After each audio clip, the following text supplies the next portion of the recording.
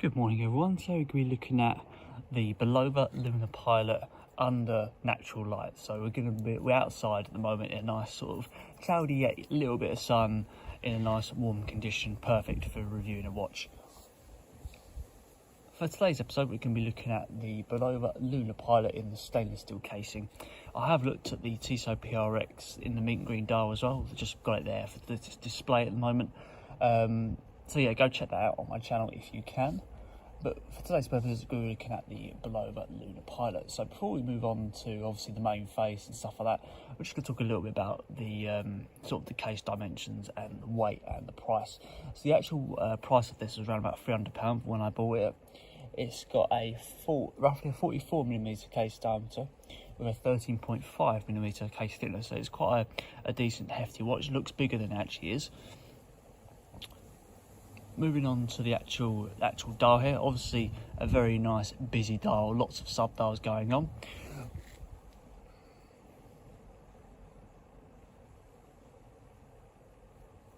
So across the actual face, the actual watch, you've got anti-reflective sapphire glass with a fixed stainless steel bezel in place as well.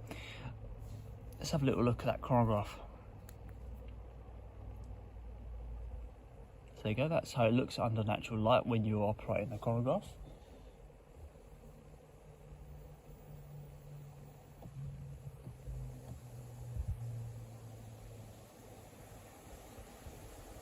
Also on the chronograph, you've got a little, if you can see that there, you can see the 262 kilohertz quota there. So that's the actual frequency of the high precision quartz movement that this watch houses.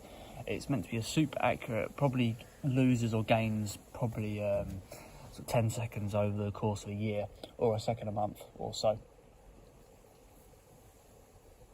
Obviously you've got that full working stopwatch as well. Just simply converts back into place like that. Really looks nice when you convert that back. This watch looks particularly excellent outside because it's obviously got that stainless steel casing.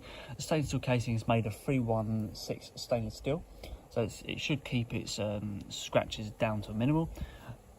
Excellent look of the chronograph hands there, really nice mirror effect on those. With this watch, I think they still do it, but you get interchangeable straps, so you can chop and change based on what ones you want. You can also get different straps online, lots of options available. Yeah, overall it's a very excellent watch. That's why it's in my collection. On the back of the actual watch, you've got the significance of it. So this watch was actually worn, not this watch itself, but the actual design of the watch was worn in Apollo. Well, I can't remember what it was, but let's have a look on the back. The Apollo 10 mission, as you can see the date on the back there, you can see.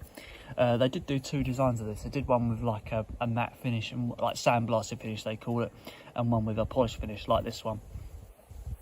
I've gone for obviously with a NATO strap. The NATO strap, you get the little Bulova print on the strap, and it's a nice comfortable strap as well because you've got this fabric sitting underneath the casing, just that sits on your wrist there.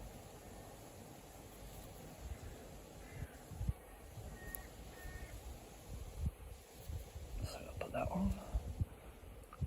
So there you go guys, that is the Bulova Lunar Pilot under natural light. I hope you enjoy that, and I'll see you on the next video.